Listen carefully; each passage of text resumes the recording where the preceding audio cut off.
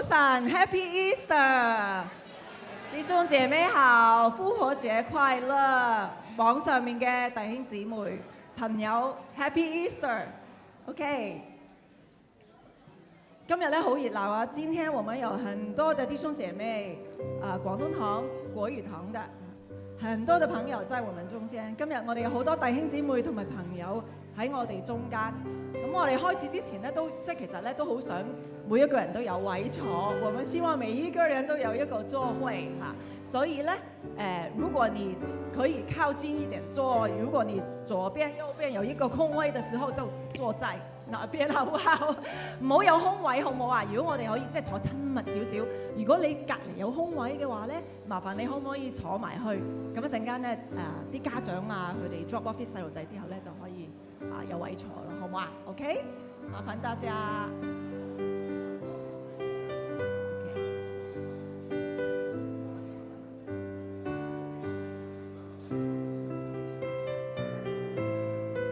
今日我哋奉主嘅名喺呢一度敬拜。今天我們奉主的名在這裡敬拜。弟兄姐妹朋友，你知道嗎？神愛世人，神愛世人，以致佢叫耶穌基督釘喺十字架上面。但係佢唔係留喺呢一個十字架上面，第三日佢卻復活過嚟。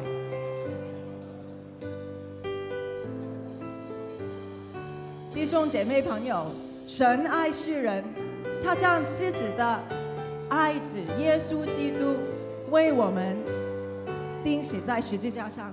但是他不停在十字架上。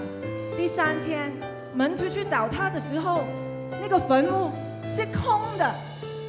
第三日，門徒去到呢個墳墓嘅時候，佢發覺呢個墳墓係空嘅，所以今日世界各地嘅基督徒都一齊嚟到慶祝復活節。所以今天世界各地嘅基督徒都嚟慶祝復活節 ，Amen。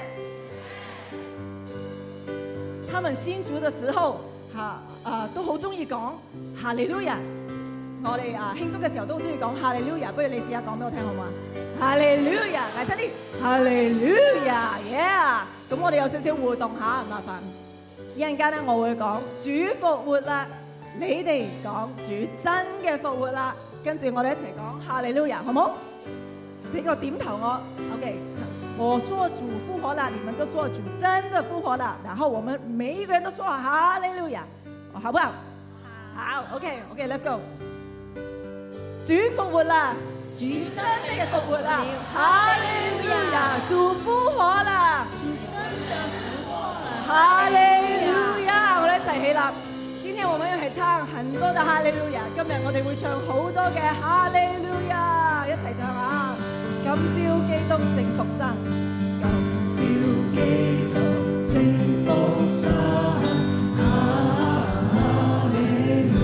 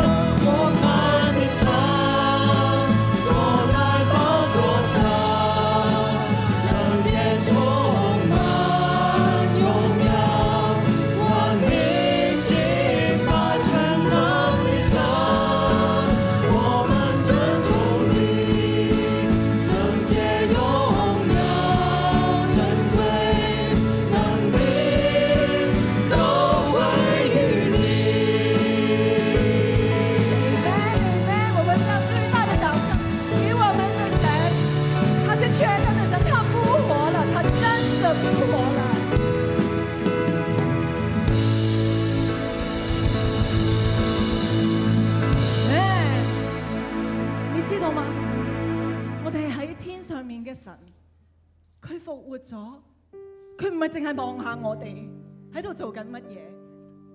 我們在天上的神，他不是在天上就看我們，哎，你們做什麼？他是每一天跟我們走我們人生路的神，佢係每一日同我哋走人生路嘅神。企喺呢度嘅基督徒，你哋有冇經歷過神耶穌基督同我哋同行嘅經歷呢？有嘅舉手好嗎？ Yeah, Amen。我們的國語的朋友弟兄姐妹，我相信一樣的，你會經歷主耶穌跟你走人生的路，對不對？對，就舉手吧。Very good。所以我們用以下的詩歌去感謝讚美我們的主耶穌，所以我用以下嘅詩歌嚟去感謝讚美主耶穌。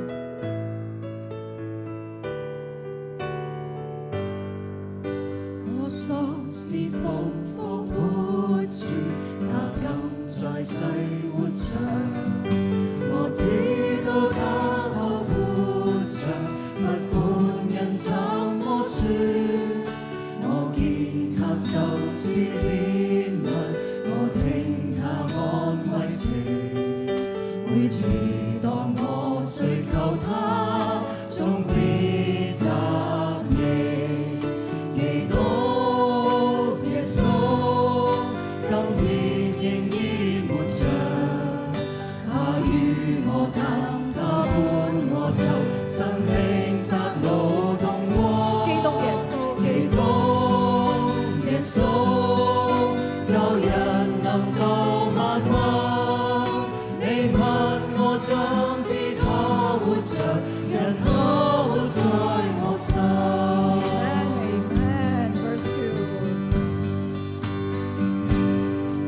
在我所處環境中，主愛常在我旁。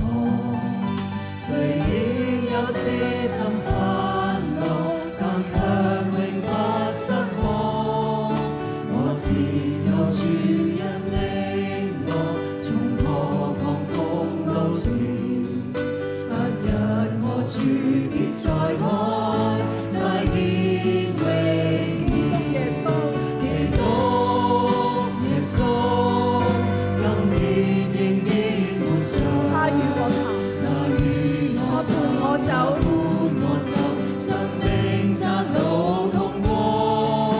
基督耶穌，救人臨到萬萬，你問我怎知他活着，因他活在我你問我心。你問我怎知他活着，因他活在我心。神子耶穌降生到世界，以致拯救世上罪人，為贖我罪，主釘死十架，紅的墳墓卻證明救主是活着，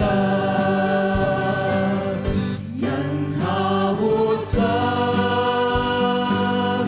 我能面對明天，因他活着，不再懼怕。我深知道，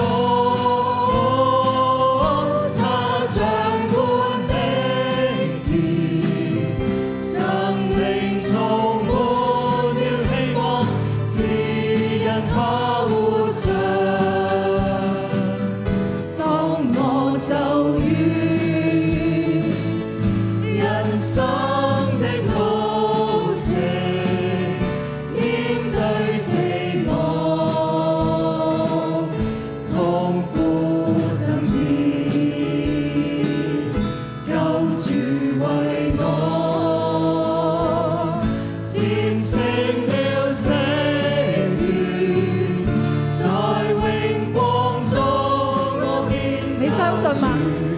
你相信嗎？你相信舉起你嘅手好嗎？因他活着，因他活着，我能面對明天。我能面對明天。用信心，我相信。因他活着，主耶穌，我不再懼怕，不再懼怕，因為我知道係你啊，係你。我深知道他掌管明天，生命充滿了希望，只因他活着，他活着，因他活着，我能面對明天，因他活着，不再懼怕。我深知道，我深知道，他掌管明天，生命充滿了希望，只因他活着。生命，生命充滿了希望，只因他活着。生命充滿了希望，只因他活着。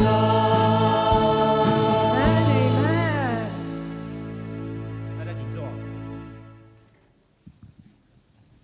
以下期間，我們也會用奉獻來代表我們對主的愛。以下嘅時間，我哋將會用奉獻代表我哋對主嘅愛，一齊低頭禱告，一同低頭禱告。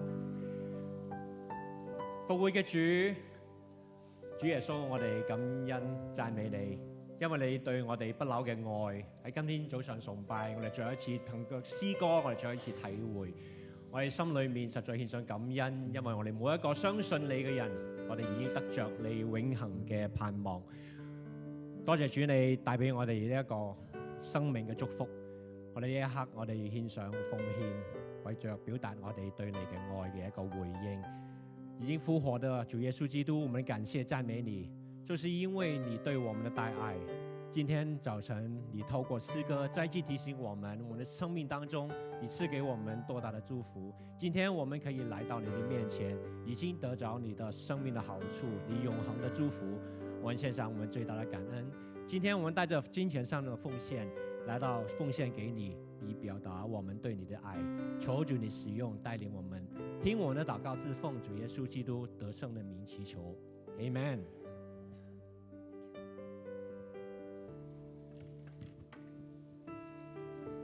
主耶穌基督與我哋同行，掌管明天。佢更加會帶我哋進入永恆，就係我哋常常講嘅天堂、天家。主耶穌陪我們同行，掌管我們的明天，他更加會帶我們進入永恆。這是我們常常說的天堂、天家，是我們心所向往的，係我哋心所向往嘅地方。以下落嚟咧，敬拜隊會唱一首英文嘅歌，代表我哋將我哋嘅心嚟到獻俾主。以下敬拜隊會唱一首的英文的歌，說 Homesick for Heaven， 代表我們每一個人跟神說，我們思念屬天的家。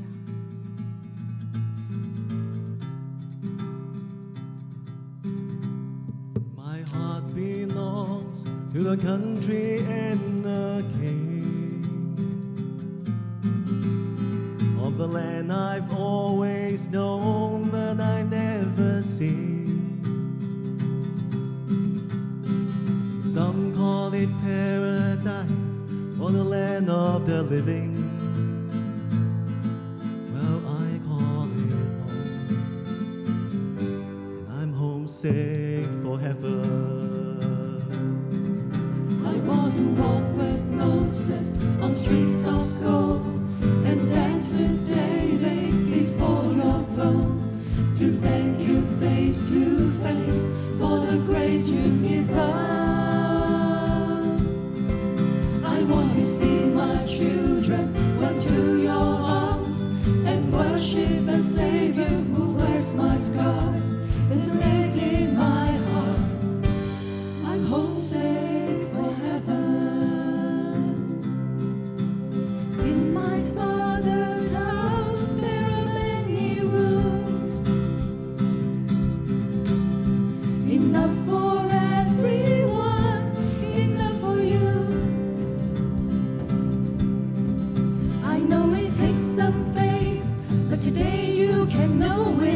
passion. Believe in the power of Jesus' name. You're going to heaven. Oh, hallelujah. In Jesus' name, we're going to heaven. I want to walk with Moses on streets of gold and dance with David before your throne. To thank you face to face for the grace you give us. I want to see my children run to your arms and worship the Savior who wears my scars. There's faith in my heart. I'm homesick for heaven. No more fear, no more pain. Every tear wiped away, crying holy, holy. Every knee on the floor, every voice evermore crying holy, holy. Oh, I want to go home. Oh, I want to go home.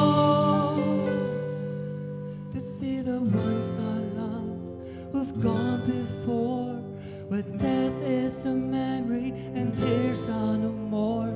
To hear the angels raise, can you even imagine?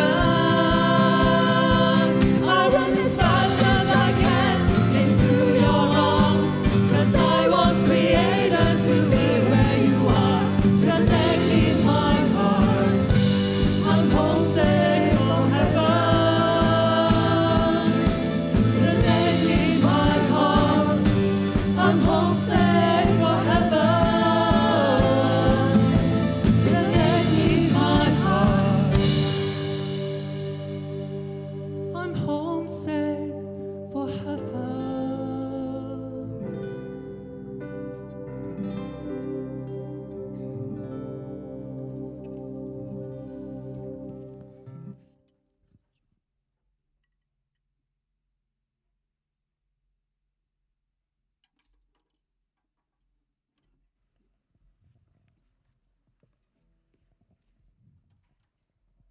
感謝敬拜隊俾我哋一個咁美麗嘅詩歌，感謝敬拜隊給我們一首這麼美麗的詩歌。是的，當我們在地上的時候，我們有的時候我們真的是要帶着這一份的信心，帶着這一份的盼望，過我們每一天的生活，因為我們知道上帝已經在我們當中，耶穌已經在天堂上面等着我們回家。同時，我們知道今天我們在地上，上帝同樣賜給我們有一個屬靈的家，就是今天你們坐在這個地方，我們 CBMC 就是我們的大家庭。我都好感謝神，因為喺頭先個詩歌提醒我哋，主耶穌已經喺天上面為我哋預備一個美好嘅家。我哋每一天喺地上嘅生活，我哋每一個信徒都可以靠着呢一個盼望去迎接呢一天，去到我哋將來永恆嘅天家。但係同時，我哋都感謝神喺地上邊，神都賜俾我哋一個屬靈嘅家。今日我哋喺呢一個地方，我哋就坐喺 CBMC， 就係你哋屬靈嘅大家庭。我哋今日好高興有幾位嘅弟兄姊妹，佢哋透過水禮同埋轉會加入我哋 CBMC 嘅大家庭。等陣間我哋將叫佢哋嘅名字嘅時候咧，請佢哋上嚟。首先咧係有幾位嘅弟兄姊妹今日咧透過早上嘅時候咧，透過水禮參加係透過水禮啦，咁加入我哋教會嘅。咁係嚟自廣東堂嘅4位弟兄姊妹。等一下，我們會有幾位弟兄姊妹透過水禮或者是轉會加入我們教會的。請大家當我叫你的名字的時候，請你上來。我們待會我們拍照之後會一同禱告。首先呢係嚟自廣東堂嘅幾位弟兄姊妹咧，第一位係李藝瑩姊妹。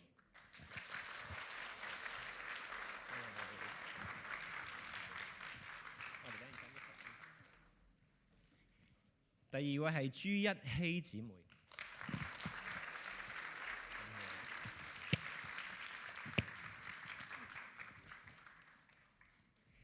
第三位係譚顯道弟兄。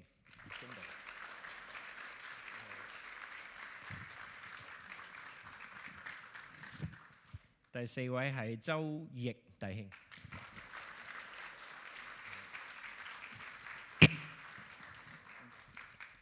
好，以下都会有3位是来自国语堂的，他们是透过转会加入我们教会的。第一二位就是贺楚跟润吕，是他们夫妇。欢迎。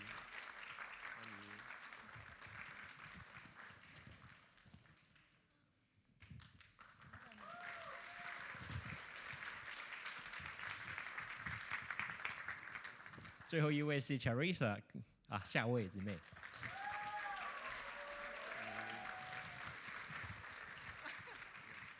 在我手上，对不对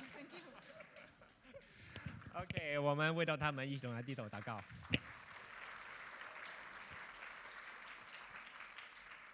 好，我们一同祷告。亲爱的主耶稣，我们感谢赞美你，因为你透过你的爱把这一班弟兄姊妹都交聚在我们教会当中，加入我们教会当中，我们可以一起分享主的爱，主你赐给我们永恒的盼望与生活。但愿我们今天当他们进入我们教会，加入我们教会当中，赐福与给他们，让他们在往后的生活当中，往后的教会生活里头，他们都一同的可以在靈命上面有成長。願主祝福他們。我哋感謝讚美主，因為你喺呢一段時間帶領咗呢幾位嘅弟兄姊妹透過水禮轉會加入 CBMC， 成為佢哋屬靈嘅家。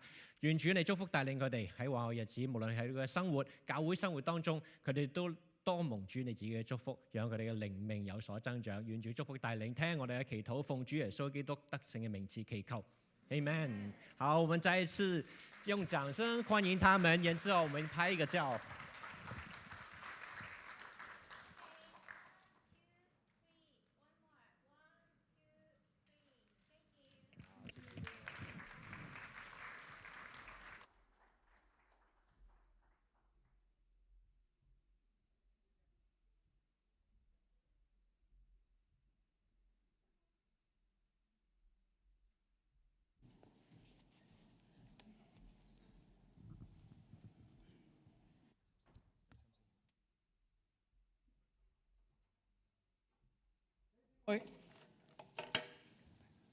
弟兄姊妹，復活節快樂！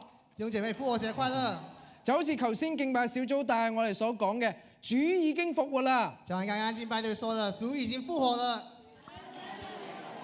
哈利路亞！哈利路亞！感謝我哋嘅主，亦都好開心咧。今日咧有好好嘅活動啦，讓我哋咁多朋友一齊去慶祝主耶穌基督嘅復活。我今天感恩有很美好的活動，可以一起去慶祝耶穌基督的復活。亦都呢段時間咧，讓我哋去再次重溫一下主耶穌基督復活帶俾我哋嘅祝福。我們一起嚟重溫耶穌基督復活帶給我們的祝福。一齊低頭獻上一個禱告先。我們一起低頭禱告。主，我哋嚟到你面前。主啊，我們來到你的面前。我哋感謝主，你復活帶俾我哋嘅盼望。我們感謝主，你復活帶給我們的盼望。以至到喺個世界裏邊，以致我們現在在這個世界裡面，我哋得到你嘅光，我們可以得到你的光，得到你嘅帶領，得到你的帶領，得到你嘅能力，得到你的帶領，過你俾過我哋喜樂嘅生活，給我們過一個喜樂的生活。願主你打開我哋嘅心，願主你打開我們的心，聽到你嘅説話，聽到你的話語，領受你嘅祝福，領受你的祝福。祈禱奉主名求，我在奉主名求。阿門。阿門。嗱，今日同大家去學習復活節嘅聖經裏面嘅經文。我們今天一起來學習復活節的經文。嚟自約翰福音第21章嘅經文。這是來自約翰福音21章。亦都喺呢度咧，希望咧廣東嘅朋友咧自己睇經文啦。咁咧我就邀請阿 Pastor Jimmy 咧用國語讀出嚟。我們會用國語來閱讀這些經文。這些事以後，耶穌在提比利亞海邊又向門徒顯現。他怎麼顯現記在下面。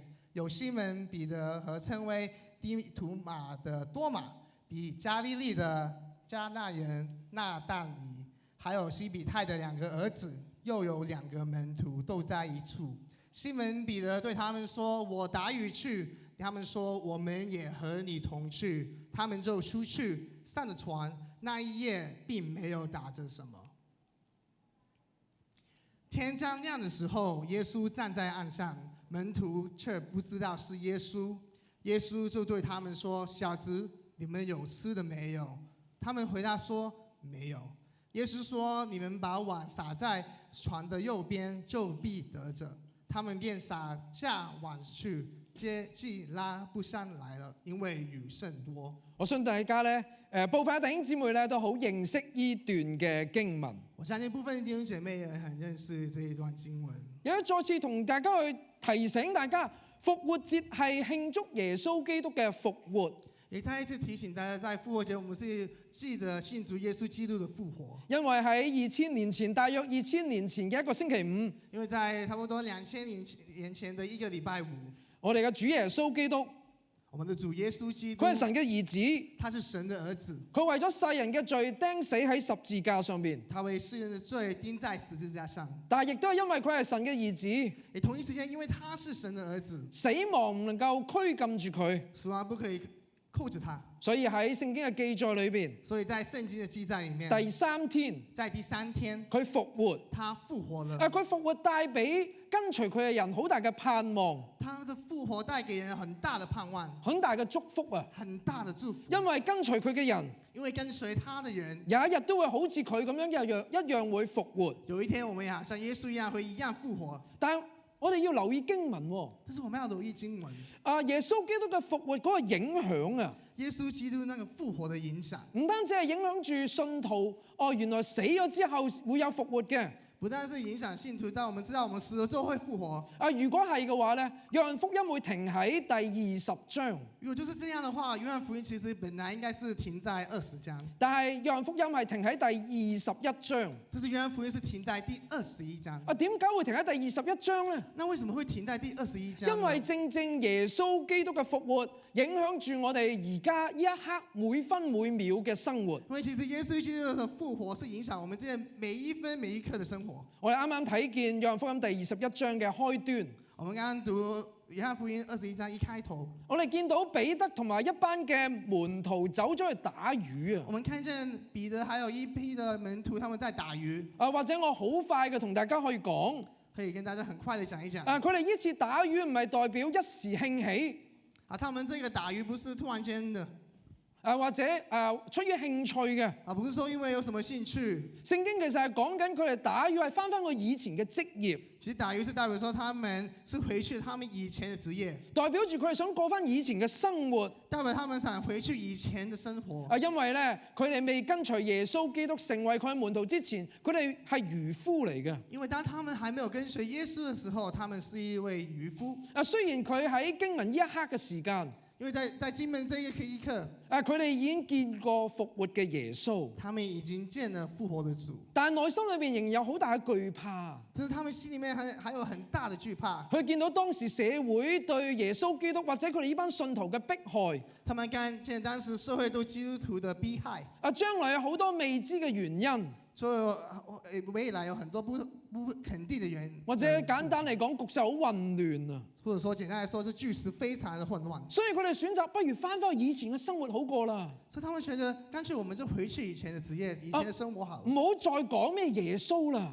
不要再提什麼耶穌了。跟翻呢個世界過生活啦，就跟着這個世界過生活就好了。所以復活嘅耶穌基督要揾翻佢哋。所以復活的耶穌要找他們，復活嘅大能要再次降臨翻喺佢哋生命當中。復活的大能要再一次降臨他們身上。要佢喺佢哋嘅迷失嘅人生裏邊，再次重燃翻跟隨神嗰個火熱啊！要在他們迷失中，再重新找到對神有火的裏面。如果大家仲記得頭先嗰短短6節嘅經文，如果大家還記得剛剛的經文，大家知道佢係成晚打魚，他們整晚都打魚，打到啲乜嘢啊？打了什麼呢？乜都打唔到啊嘛，什麼都沒有。但係跟住耶穌基督出現啦。但是耶穌基督出現了。耶穌基督話俾佢知，你哋將個網咧擺喺船嘅右邊。耶穌就說：你們把網撒在船的右邊。打咗好多魚係嘛？就打了很多。頭先我讀嘅經文冇講到打咗幾多條魚。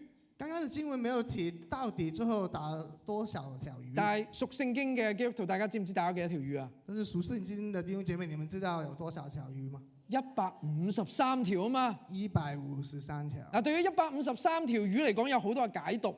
對於這個數字呢，其實有很多的解讀。絕對好肯定嘅就係顯示出神嘅大能。很肯定，第一就是可以顯現出神的大能。有啲釋經學者話，其實當時嘅處境咧，其實喺個湖裏邊咧，有153種唔同嘅魚。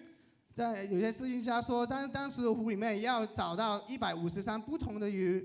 亦都有啲釋經學者話咧，我係神呢個希臘文咧，將每個希臘字母咧加埋就係153啦。所以或者在希臘文說我是神這個字呢，其實有加起來的就是153。無論咩解讀都好，其實很多的解讀，其實神係一個提醒啊。神在這裡是給我們一個提醒。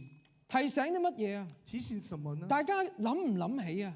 大家有沒有想起？打魚打咗成晚，打魚打了整晚，乜都打唔到，什麼都打不了。耶穌基督出現，耶穌基督出跟住現，打咗好多魚出嚟。然後就打了很多條魚。呢個情景係咪喺聖經裏邊唯一喺度出現過㗎？在聖經這個情景是不是從這裡才出現呢？唔係喎。其實不是哦。如果大家認識聖經嘅話咧，如果大家認識聖經的話，呢個情景喺以前已經出現過㗎咯原來在噃。之前呢已經有出現過。喺開始耶穌基督啱啱認識佢哋嘅時候，已經出現過同一個情景，因為當耶穌剛剛認識這些門徒的時候，已經有出現這個情景。就係路加福音第5章4至到5節，邀請 Pastor Jimmy 用國語讀出嚟。在路加福音5章4到5節講完了，對西門說：把船開到水深之處，下網打魚。西門說：夫子，我們整夜勞力，並沒有打着什麼，但依從你的話，我就下網。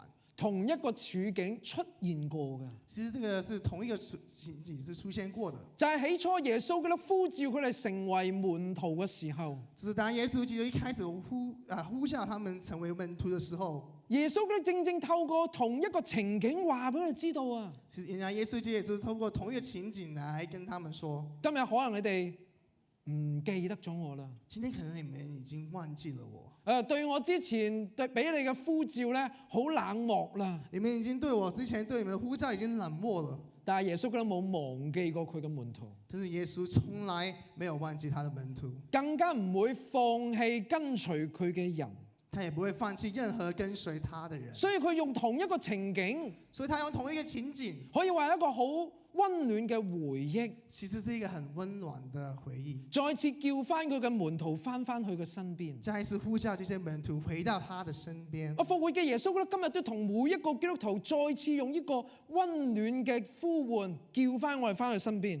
今天耶穌基督也是用一個很溫暖的方法來呼叫我們。大家記唔記得你啱啱信主嘅日子啊？你們還記得你們剛信主的時候嗎？大家記唔記得係幾多年之前啊？是多少年前？係咩環境信主嘅？是在什麼環境呢？嗰陣時你好火熱啊！那時候可能你很火熱。嗰陣時候你好想話俾你身邊嘅朋友知道，我信咗主啊！那時候你很想跟你身邊人說，我信主了。你想話俾你屋企人知道，我信咗耶穌啊！你想跟你的家人說，我相信耶穌的。耶穌基督好真㗎，耶穌基督是真的。呢個世界係佢做㗎，這個世界都是他做的。呢個耶穌基督好真㗎，佢聽我祈禱啊！這耶穌真的是因為他聽我的禱告。呢個耶穌基督好真嘅，因為我跟隨佢嘅時候，神嘅路為我打開。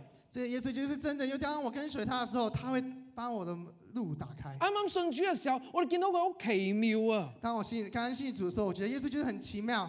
但係今日咧，但是今天呢？會唔會我哋忘記咗佢？我們會不會已經忘記了？我哋嘅心俾呢個世界攞走咗。哇！我的心已經給這個世界去拿走了。我以前識一個基督徒嘅朋友，佢叫 Matthew。我以前認識一個基督徒朋友，他叫 Matthew。佢真名唔係叫 Matthew 當然，他真名不是叫 Matthew。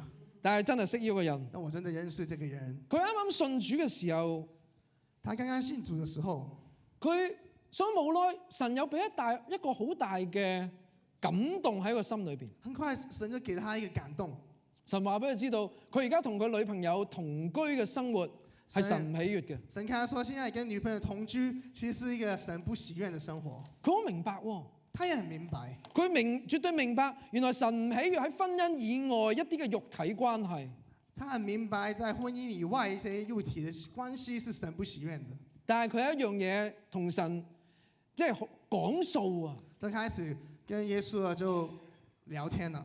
唔係因為肉體嘅關係，不是因為肉體的關而係係，經濟嘅原因。其實神啊是經濟的問題啊。佢想同佢女朋友結婚，我想跟我女朋友結婚，但係同居嘅生活令佢慳好多錢。但是你知道嗎？耶穌同居的生活可以省很多錢。起碼唔會分開兩個 apartment 慳啲租錢啦。那租屋方面呢，也可以省了很多。所以佢可以好快嘅，佢話如果同居嘅話，可以好快儲到錢去結婚、去求婚、去結婚、去買屋。所以神啊，如果我們同居的話，就可以快點存多一點錢，那快點就可以結婚。但係到最後尾，但是最後呢，佢同神講話：我投降啦，同神說我投降了，我聽你講啦。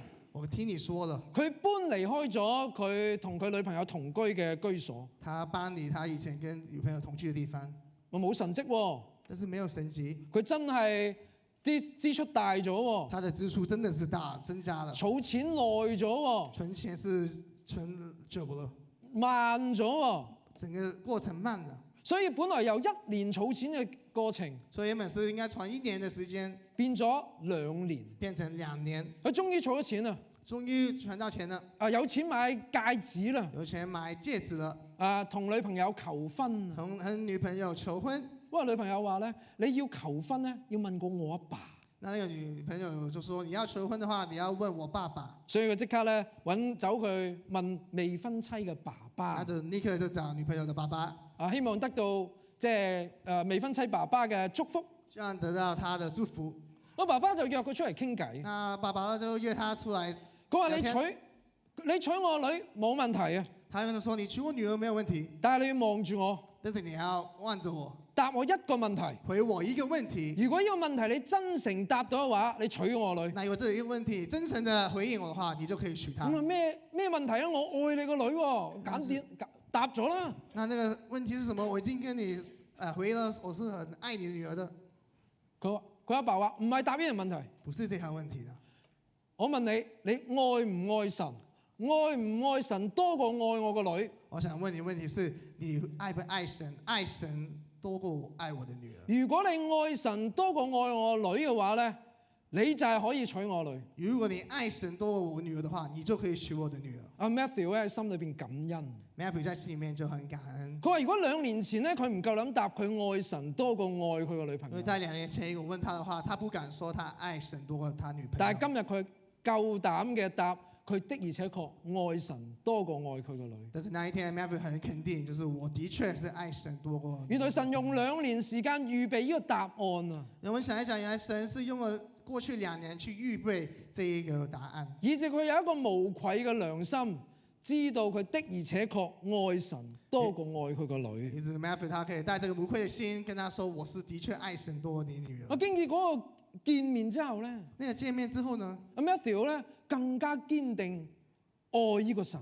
Matthew 更加的知道他自己是愛神的。或者我哋每個人都有個經歷，就係神好好噶。我們每個人可能都有經歷，神是非常的美好。好多時候我哋唔明白，完全明白佢嘅計劃。有時候我們不一定太完全明白他的計劃，但係當我哋一步一步跟住佢嘅時候，只是當我們一步一步的跟隨他的時候，我又記得原來神真係咁好噶。我會記得其實神是多好的。當我哋仲唔明白嘅時候，當我們不明白的時候，神已經為我哋或者為我哋嘅家庭計劃咗一個美好嘅將來。其實神已經幫我們計劃了一個非常美好的將來。所以唔好俾呢個世界拎走咗我哋對神嗰個心。所以我們千萬不要給這個世界拿走我們那個心，唔好讓呢個世界讓我哋懷疑我哋嘅神啊！不要讓這個世界去懷疑我們的神。相反，要喺復活節嘅時候更加翻去我哋神嘅身邊。相反的，在復活節的時候，我們要回去神，以至到我哋再次投入佢俾過我哋嘅使命。所以我們再次去投入他給我們今天。我相信頭先敬拜小組問大家，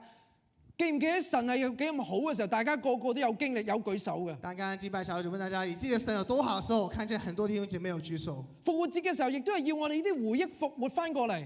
復活節也是讓我們這些的回憶復活，要我哋嘅生命再次火熱翻過嚟，在我們生命裡面再次活躍，再次堅信我哋嘅神，再一次堅信我們的神，再次將佢嘅名傳開去啊！將他的名字傳開出去，因為佢係一個真嘅神，因為他是真的神，因為佢係一個奇妙嘅神。因為他是一個奇妙的神。第二樣嘢啦，第二點，復活嘅主讓我哋跌倒之後，仍然可以被佢重用。復活的主，就算我們跌倒了，也可以給他重用。經文係嚟自第9同埋第10節。約翰福音21章9到10節是這樣說：他們上了岸，就看見那裡有炭火，上面有魚，又有餅。耶穌對他們說：把剛才打的魚拿幾條來。喺佢哋好奇妙地捉咗好多魚之後，當他們很奇妙地抓了那麼多魚的時候，簡單啲嚟講，簡單來講，耶穌基督邀請佢班門徒同佢食早餐，耶穌邀請這些門徒跟他吃早餐，有餅有餅有魚。有魚。我又想問下大家啦，我要問大家，頭先捉魚嘅情景就係重複發生過啦。剛剛抓魚這個情節呢，我們是看過的。呢個情景係咪似曾相識呢？那這個早餐我們有看見過嗎？有冇發生過啊？有發生過嗎？幾時啲門徒經歷過同耶穌基督食早餐啊？什麼時候以前門徒有跟耶穌基督有吃早餐呢？有啲基督徒諗緊有冇啊？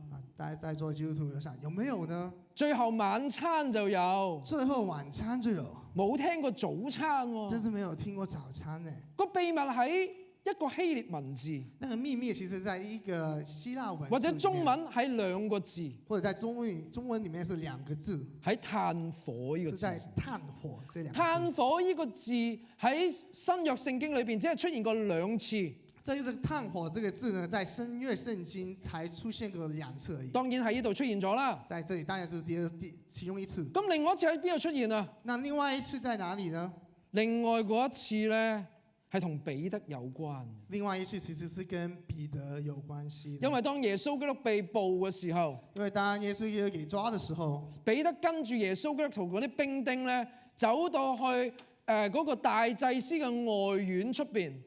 彼得跟着這些士兵在大祭司的外面。咁啊，外院凍冰冰啊嘛。在外園裡面呢，其實非常的冷。亦都喺個處境裏邊呢，彼得做咗咩事啊？在那個處境裡面，彼得做了什麼？3次唔認耶穌基督啊嘛。他3次不認耶穌基督為主。有人話：喂，你好面善喎。有人看見彼得說：你很面熟。你係咪跟隨耶穌基督嗰班人㗎？你是不是跟隨耶穌基督那一批人？佢就3次唔認識得耶穌啊嘛。他3次都不認他認識耶穌。嗰個處境咧係咁㗎。那個處境是這樣。喺約翰福音第18章18節。在約翰福音18章18節。喺炭火前邊，彼得3次唔認耶穌。其實彼得是在炭火面前3次不認耶穌。用國語讀出經文。不問他差異，因為天冷就生了炭火，站在哪裡跨火。彼得也同他們站着跨火。見到炭火。我們看見炭火。聖經2次出現。聖經呢只出現2次。所以呢個早餐啊。所以在這個早餐呢，彼得見到炭火嘅時候咧，彼得看見炭火嘅時候，佢心裏邊諗：我唔想見到炭火。可能他心裡面不想看見這些炭火。每一次見到炭火，我就諗起我3次唔認耶穌啊。可能他每一次見的時候，他覺得他記得他3次不認耶穌。但耶穌基督就偏偏叫佢見到炭火。但是耶穌就故意的要他看見這個炭火。咁係咪好殘忍呢？會唔會覺得很殘忍呢？廣東人話崩口人忌崩口碗係嘛？我也有個 saying 啊，就是嗰個傷口撒鹽都得啩？在傷口上撒鹽的一個廣東話的字。國語冇咩？崩口唔知嘛？係咪好殘忍呢？會唔會很殘忍呢？明知我喺嗰度好心痛啊，你仲專登挑啲舊事出嚟。耶穌，你明知道我是心很痛，但是為什麼還找這些事情再聊呢？不過我哋要停一停先。但是我們要想停一停。我哋今日似唔似彼得呢？其實今天我們像不像彼得呢？我哋諗一諗，我哋似唔似彼得？我們要真的想一想，我們是不是好像彼得一樣？我哋諗翻你過去嘅生活裏邊，我們想起過去的生活，有冇啲嘢做咗你好後悔？有沒有事情你做的是非常的後悔？有冇啲説話你講咗之後好後悔？有沒有一些話你說的非常的後悔？或者調轉嚟講啊？或者另外一邊去想，有冇啲嘢你冇做你好後悔？或者有一些事情你是沒有做的，然後你後悔，而家做唔翻啊！現在已經做不了了。或者有啲説話你冇講，所以你今日好後悔。或者有一段話你應該講，但是沒有講，所以你後悔。而家想同嗰個人講翻都講唔到啦。現在想跟他那位朋友說，已經太晚了。會唔會其實當我哋見到彼得嘅痛苦，我哋都感受到我哋都有嗰種嘅痛苦？其實當我們看見彼得這痛苦的時候，其實我們心裡面也有同一個的痛苦。或者當我哋年紀越大嘅時候，當我們或者年齡越大的時候，後悔嘅事情越多，其實我們後悔的事情會越來越多。我哋孭嗰個背囊越嚟越重啊！我們背那個背包越來越重了。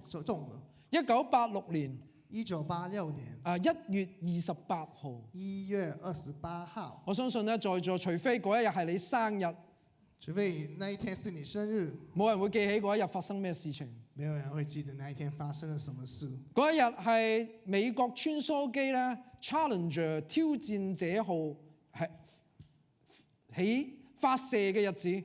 那時候是太空機挑戰者號 Challenger 發射的日子，但係都發射咗冇耐啫。但是發射了沒多久。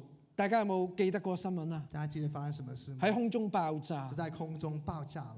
7個喺機上邊嘅太空人咧，就係咁失去咗佢哋嘅生命。當中7名的太空人都這樣失去他們的生命。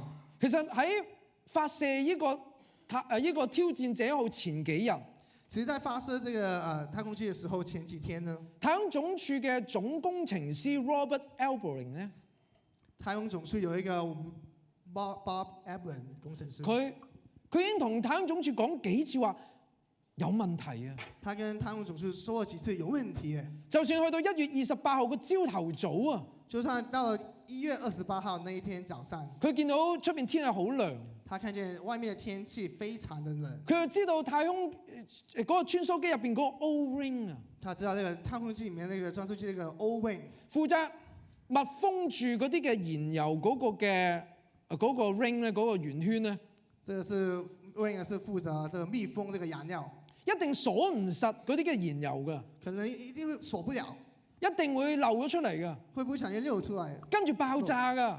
也漏出來之後就會爆炸，所以佢嗰日朝頭早同總署再講話唔能夠發射所以㗎。他那一天早上跟總署說，我們千萬不可以發射。但係大家知道歷史發生咗，但是我們知道歷史已經發生了，仍然發射咗呢個挑戰者號上呢個天空，挑戰後也一樣，之後發射，跟住爆炸。然後爆炸，其實冇耐之後咧然後其實不久之後呢，Bob Albering 都退休啦。 ，Bob Aaron 之後都退休了，係跟住嗰30年啊然後之後的30年呢， ，Bob Albering 咧有一個患咗好嚴重嘅抑鬱病，他患很大的重病，佢好內疚。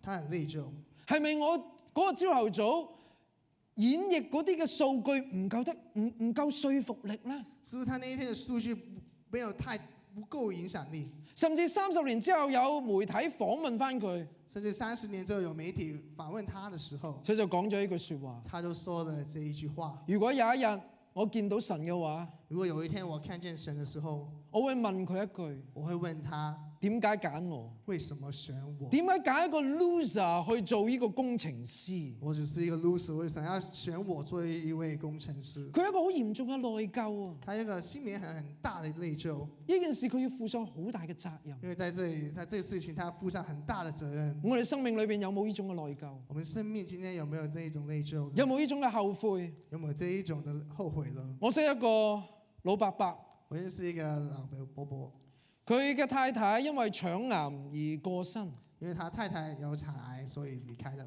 佢同佢太太都係好傳統嘅中國人，他跟他太太是兩位是非常一個傳統的中國人，所以佢太太一開始嘅時候話個肚有啲痛喎。所以當他太太一開始說哦肚子有點痛，佢哋兩個都話係冇嘢嘅，忍到痛嘅。他們就說沒事啊，你忍得就可以了。到最後尾原來發現係腸癌，最後發現是腸癌，而且好可能喺發現嘅時間已經係過咗一段嘅時候啦當。他們發現的時候已經過了一陣子了。所以當佢太太因為腸癌離開咗之後，所以當這位先生看見他太太離開的時候，有10年嘅時間，有10年的時候，佢就不停咁樣講：他不斷地問說，點解唔早啲帶我太太去睇醫生？為什麼不早一點帶太太去看醫生？嗰個伯伯就係我阿爸。那一个伯伯其實就是我爸爸。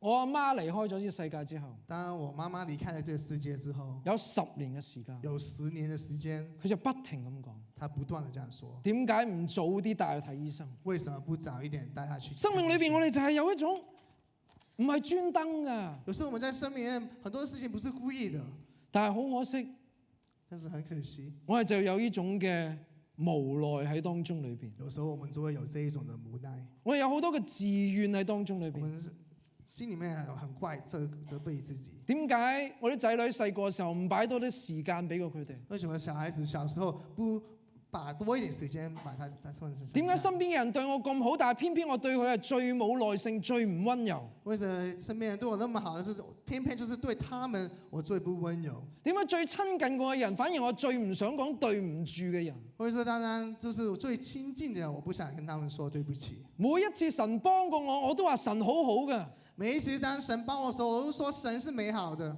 但係偏偏我就係唔聽神話。但是偏偏的我就是不聽神說。今日闖大禍啦！今天闖大禍了，今日可能唔知點翻轉頭啦。今天我不知道怎麼回頭了。我哋每個人原來就係都有呢種嘅重擔喺背我後。們可能今天每一天有這些的重擔。神叫彼得見翻個炭火，耶穌讓彼得看見這個炭火，唔係要佢難堪嘅，不是因為他希望他難過，而係要改變彼得對炭火嗰個回憶。而是耶穌想改變彼得對炭火的回憶。你以前見到炭火記起嘅就係3次唔認我，你以前看見炭火的時候，就會記得你3次不認我。但係我要你以後見到炭火嘅係記得3次我話要用翻你。但是我要你以後看見炭火的時候，記得我要3次的會叫你。因為耶穌都曾經同彼得講過，因為耶穌就跟彼得有這樣說：你會跌倒啊，但係你翻翻轉頭之後，你會跌倒，但是你回來的時候，你就可以更加好體貼嘅堅固鼓勵翻你嘅弟兄姊妹。你更加可以明白，可以兼顧你身邊的弟兄。所以以後你見到炭火，所以當你看見炭火的時候，唔好再內疚，不要再內疚，你已經得到釋放啦。已經得到釋放。神唔單止原諒咗我哋，神已經原諒你們了，仲會使用我哋。還會使用你們。 3次係咁樣講嘅。 3次都是這樣說。耶穌對他說：你餵養我的小羊。約翰福音21章16節下，耶穌說：你牧養我的羊。約翰福音21章17下，耶穌說：你餵養我的羊。神唔單止寬恕我哋，神不單止原諒我們，仲會使用我哋。他還會使用我們。 1972年1972年，我相信在座裏邊有好多都同我一樣都認我都認識少少嘅。1972年，可能當中有認識一點點關於呢事件。有幾多人聽過水門事件啊？有誰聽過水門事件的舉手？都有啲弟兄姊妹認識水門事件。有些弟兄姐妹認識。係當時尼克遜總統嘅政府，那當時是 Nixon 總統的政府，竟然被發現啊！他們給發現，佢為咗連任嘅原因，他為了連任，佢去入到民主黨嘅總部裏邊，他進了民主黨裡面，偷取一啲嘅文件，抽取一些的文件，甚至係安偷聽器，還擺了偷聽器，所以呢個叫水門事件。所以這叫做水門事件。因為嗰個建築物咧叫 Watergate Complex。因為那個建築物叫做 Watergate Complex。當中有一個好關鍵嘅人物叫 Chuck Colson。當中有一個很關鍵的人物叫 Chuck Colson。Chuck Colson 咧，佢可以話係一個非常之聰明、好有才幹嘅人。Chuck Colson 其實是個非常聰明、有才能的人。佢讀嘅係常春藤大學。他讀的是常春藤的大學。佢好努力。他很努力。所以無論喺政壇又好，法律上邊好，佢全部都贏嘅。所以我們在政治或者在法律裡面，他都是贏。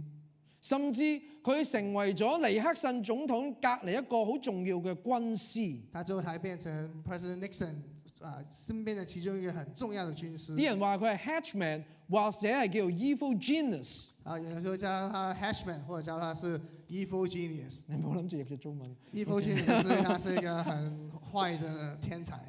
所以佢話過，甚至咧要幫尼克遜連任嘅話，佢踩過自己祖母嘅身體都不在乎啊！所以他說，為了 Nixon 他可以連任，他不願意連踩他自己祖母也沒有關係。所以佢用嘅手段咧非常之唔見得光。所以他的手段呢是非常的看不見光。1972年被揭發，在1972年給揭發的時候1974年 Chuck Colson 係被判咧妨礙司法公正入獄。最後呢1974年 Chuck Colson 是被判有罪。所以入到監獄之後咧，所以坐牢之後呢，佢聽到福音喎，他聽到福音，佢聽到福音話耶穌基督復活喎，他那時候聽到關於耶穌基督已經復活了，佢即刻信。他立刻信主。我問所有基督徒：你信唔信耶穌基督復活啦？在座的弟兄姐妹，你們相信耶穌基督已經復活了嗎？信啦嗬！你們相信？你聽下 Chuck Colson 點解信啊？ Chuck Colson 為什麼他信？我們大家聽一聽。佢話當時隱瞞水門事件嘅有12個人，他說當時隱瞞水門事件有12個人，12個都夾通咗我哋要講大話，要隱瞞呢件事。 12個人都說我們要隱瞞這個事情，但係唔夠3個星期，但是不到3個禮拜，佢哋為咗保住自己即係坐監唔好坐咁耐啊！他為了保自己，保住自己坐監唔好坐咁耐。他為了保護自己，不要做那麼久的監牢，所以佢哋彼此出賣，他們彼此出賣，個個都講晒真話出嚟。全部都說實話，佢話一個謊言啊，就算一個大話，唔使3個星期就揭發咗出嚟啦不。用3個禮拜就可以看出來。但係12個門徒咧，但是12個門徒呢，喺佢哋在世40年裏邊，在他們在世40年，俾人鞭打，給人鞭打，俾人唾給棄，人放棄，有啲俾人斬手有，些人斬首，有啲俾人釘十字架，有些釘十字架有啲俾人掉射矛射死。有些射麻射死了。佢哋仍然話耶穌基督有復活，他們仍然說耶穌基督的確有復活。所以 Chuck Colson 話一定耶穌基督有復活。所以 Chuck Colson 說，這是代表說耶穌基督的確是復活了。如果冇復活嘅話，10個人已經彼此出賣咗出嚟要不啦。然他們彼此已經出賣大家了。所以喺監獄裏邊 ，Chuck Colson 信主，所以在監牢裡面 Chuck Colson 信主，佢相信咗主耶穌基督，他相信了主耶穌基督，生命有好大嘅變化。生命呢之後變成有很大的變化。佢建立咗一個影響美國或者影響全世界一個好出名嘅事工，叫做 Prisons Fellowship。他開始了一個事工叫做 Prison 監牢 Ministry。啊，呢個監獄嘅事工這個是作為在監牢裡面的一個事工。特別專注係將坐監嘅人去帶領佢哋信主。特別是因為對做監牢的人，希望他們帶他們信主。因為呢一刻嘅 Chuck Colson，因為這一刻的 Chuck Colson，佢話佢而家明白佢哋嘅心，他很明白他們的心，明白呢個社會唔信佢哋，他很明白知道這個世界不相信他們。出邊嘅社會嘅人咧，未必咁容易接受佢哋。出面的社會的人不太會接受他們，所以神俾佢有一個特別嘅耐性去照顧呢班喺監倉裏邊嘅人。所以神讓他們有特別的耐性來對待他們。有一次 Chuck Colson 講道，有一次 Chuck Colson 他講到，佢咁講嘅，他是這樣說，佢意識到神使用佢嘅地方，他意識到神在他生命裏面怎麼用他，已經唔係以前有啲咩嘅成功，攞過啲咩嘅學位，有啲咩嘅獎項，甚至喺最高法院裏邊佢贏過咩嘅官司。不是因為他以前的成功成就，不是在最高法院贏得任何的案件，已經唔再係嗰啲啦。已經不是關於那一些。原來嗰啲嘢觸動唔到人心，呢那些事情完全沒有不可以觸動啲嘅人的心成就拉遠咗佢同人與人之間嘅距離啊！這些成就反而拉遠了他跟人與人的距離，只係滿足佢自己嘅野心。其實只是滿足他自己的野心。但係神使用佢啲乜嘢啊？但是神怎麼使用他呢？使用佢成為一個罪犯，神讓他成為一個罪犯，叫佢坐監。叫他做監牢。相反，呢樣嘢令佢可以觸動到成千上萬其他人嘅生命。相反是，就算這一件事情，讓他可以觸動千上萬人的心。佢跌倒呢個事情，他跌倒這件事情，神寬恕佢，神原諒他，帶領佢回轉，帶他回轉，亦都使用佢。也有使用他。啊，今日都一樣。今天也是一樣。今日我哋係咪個負擔好重？今天我們的負擔很重嗎？我哋嘅心好沉重，我們心會不會沉重？或者我哋似嗰個總工程師一樣，我們會不會像那個工程師一樣？或者你似我阿爸一樣，或者像我爸爸一樣，有嗰份嘅內疚，會有那一種內疚嗎？唔係專登嘅，不是故意的，但係我哋個心仍然好痛，但是我們心仍然非常的痛，仍然有嗰份嘅後悔。仍然有那一種的後悔。但係復活節話俾我哋知道乜嘢？但是復活節跟我們說，神要拎走我哋嘅傷痛，神要拿走我们的傷痛，神要擦走我哋嘅眼淚，神要摸走我們的眼淚。神話佢已經寬恕咗我哋，神已經原諒了我們，神亦都打開佢嘅雙手，會擁抱我哋。神已經打開了他的雙手去擁抱我。佢寬恕我哋嘅過去，他原諒我們嘅過去，但同時間佢話會使用我哋嘅過去。同一時間他也會使用我們的過去。縱使好似唔係咁光彩喎，雖然看起來不是那麼光彩，但係嗰個係一個最好嘅工具，但是其實那是一個最好的工具，叫我哋更加嘅謙卑，讓我們可以謙卑，叫我哋更加嘅體諒，讓我們可以更加的體諒，叫我哋更加有耐性，讓我們有更大的耐性，叫我哋更加點樣去觸動人心，帶領人去到神嘅身邊。讓我們更加懂得怎麼主動人的心，帶到他去神的面前。所以復活節唔單止係講緊我哋將來會復活，所以復活節不單止說是將來我們會復活，而係今日我哋嘅心要復活。也是今天我們的心已經要復活。今日我哋嘅心會唔會俾呢個世界奪去咗？我們的心今天已經會不會給世界攞去了？今日我哋嘅時間，我哋所有嘅心思意念，係咪已經俾呢個世界攞走咗？今天我們的時間，我們心思意念，會不會已經給世界拿走了？神話我要喺迷失裏邊要復活我哋，神說要在我們的迷失當中復活我們，再次知道呢個神有幾咁好嘅。我們再一次知道我們神是多麼的美好。對上嗰次你經歷神嘅奇妙係幾時啊？在上一次你經歷神的奇妙是什麼時候呢？會唔會係已經信主嘅時候？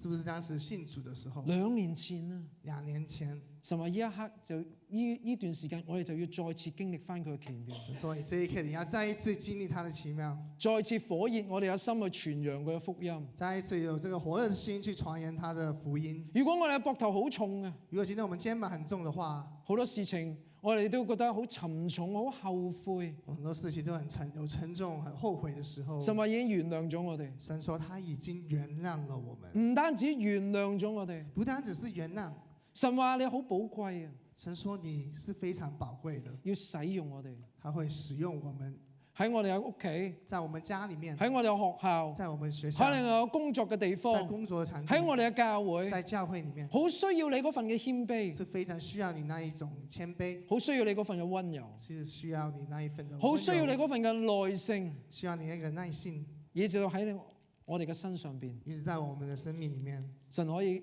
讓人可以見到一個復活嘅主耶穌所以基督。讓人看這個復活的主。我哋一齊低頭獻上禱我告。們低頭禱告，主，我哋嚟到你面前，我們主，我們來到你面前，但願主你叫我哋每個人可以復活，求主讓我們每個人可以復活，你一定會叫我哋復活。你一定會讓我們復活。但係我哋懇求你，叫我哋呢一刻就可以復活，我們懇求你，我們這一刻就可以復活，唔係肉體上面嘅復活，不是說肉體的復活，係心靈上面嘅復活是。在我們身靈裡面的復活。叫我哋嘅眼淚被你可以擦乾，求你擦乾我們的眼淚，傷口被你去被你去醫治，醫治我們的傷口，以致我哋可以重新振作，以致我們重新振作，為主去火熱，為主於火熱，為我哋嘅身邊嘅人去服侍，為我們身邊的人服侍他們，將佢哋認識一個又謙卑又溫柔嘅主，讓他們認識一個有謙卑的主，帶領佢哋去投靠你。帶領他們去投靠你。主耶穌基督，求主叫我哋每個人可以復活。求耶穌就讓我們每個人都可以復活。祈禱奉主名求。主名求。 Amen。 Amen。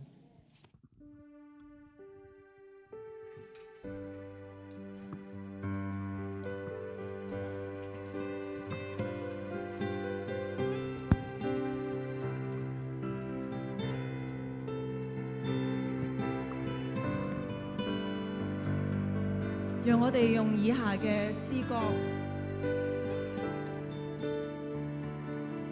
我哋知道我哋嘅心被神嘅道所復活。上帝今天邀請你重新出發，讓我們用以下的詩歌去回應神。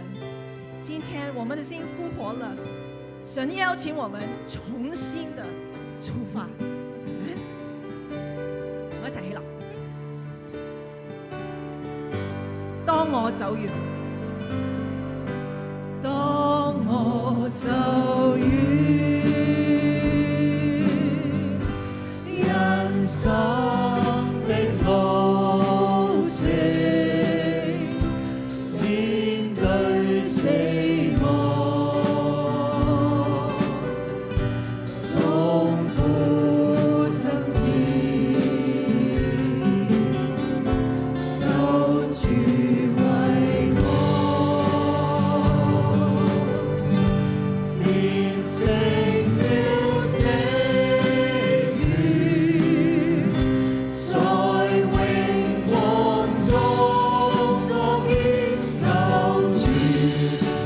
因為佢活着，我哋重新出發，面對明天。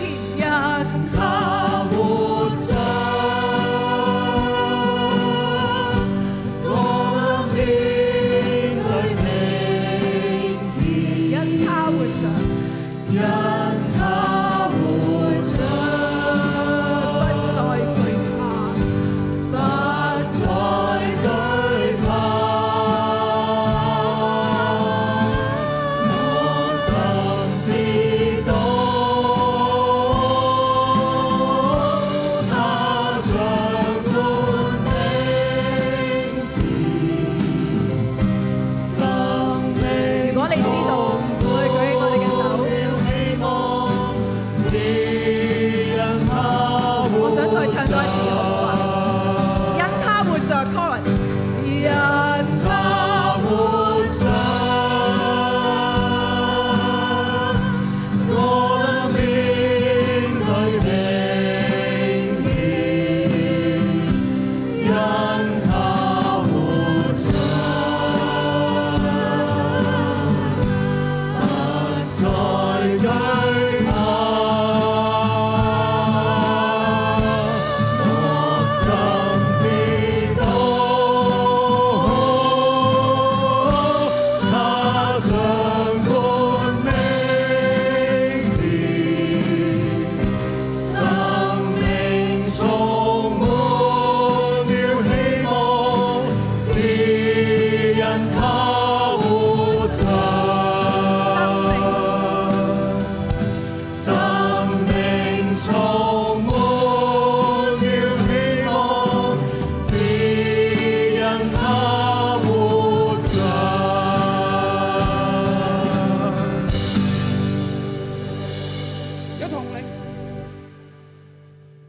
有同領受上帝嘅祝福，但願主耶穌基督恩惠、天父上帝嘅慈愛、聖靈嘅感動，常與你們同在，直到永永遠遠。阿門。Amen。大家要請坐，大家請坐。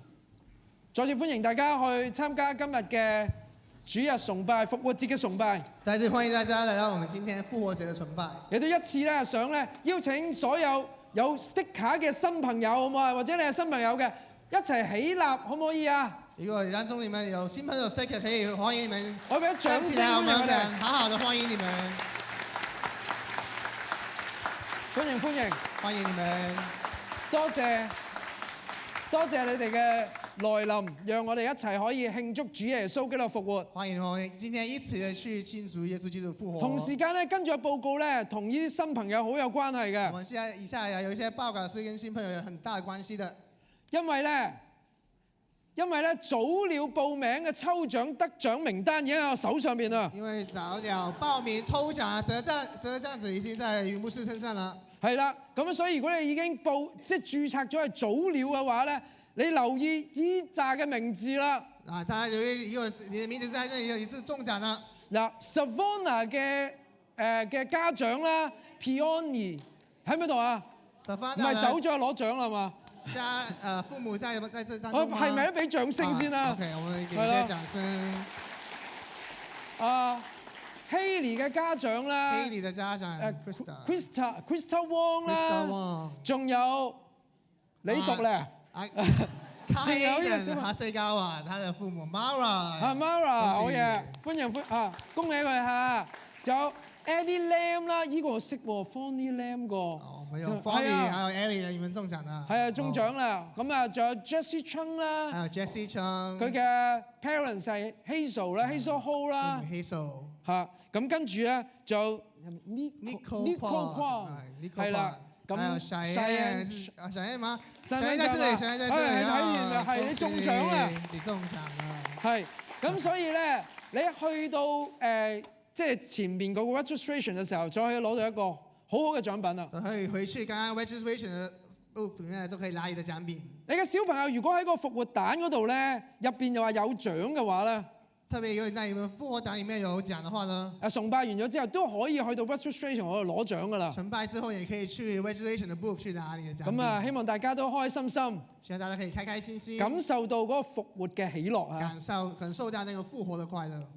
咁跟住落去咧，係代表教會咧，多謝所有喺呢個嘅呢個空墳墓執復活蛋活動裏邊嘅弟兄姊妹嘅。很想特別代表教會，我俾個掌聲多謝弟兄姊妹所有啊！空墳墓活動的幫手弟兄姐妹，還有我們。因為咧數以好多計嘅弟兄姊妹，所以冇辦法逐個名讀出嚟啊！但係好多謝大家擺上，以至到讓我哋嘅來賓咧都感受到嗰份嘅 welcome 啦。咁再次俾一掌聲多謝我呢我再次班弟兄姊妹。感謝每一位的同工，你們擺上很多，歡迎我們的新朋友，謝謝你亦都們。好多謝，其實咧唔單止係嗰個執復活蛋嘅活動啦，其實辦公室啊、敬拜小組啊，好多弟兄姊妹咧受浸嘅過程啊，好多弟兄姊妹喺今日裏邊咧係擺咗好多時間去服侍彼此服侍嘅，咁所以都再掌聲啦，真係再次多謝。謝謝，我們是敬拜小多謝大組家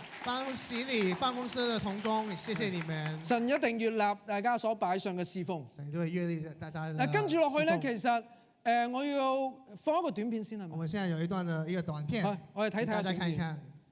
係咪應該？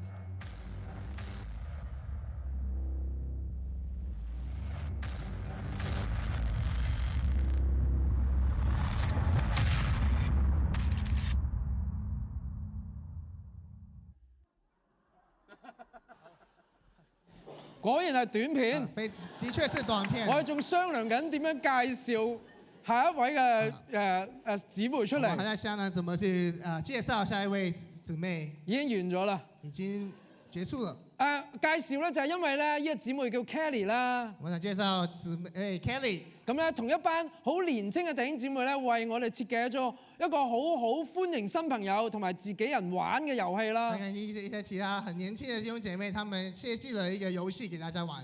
咁我哋歡迎阿 Kelly 為我哋做呢個嘅報告我們啊！歡迎 Kelly 為做我們這個報告。你繼續喺度。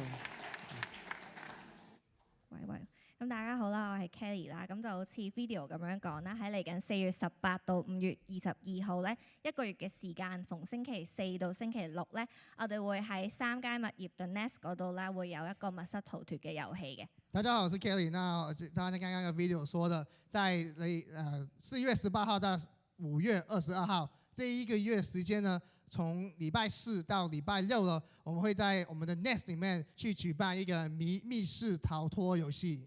大家可以透過上面嘅 QR code 報名啦，一啲簡單嘅資訊啦。我哋個遊戲時間咧係1個鐘啦，5到9人一組嘅。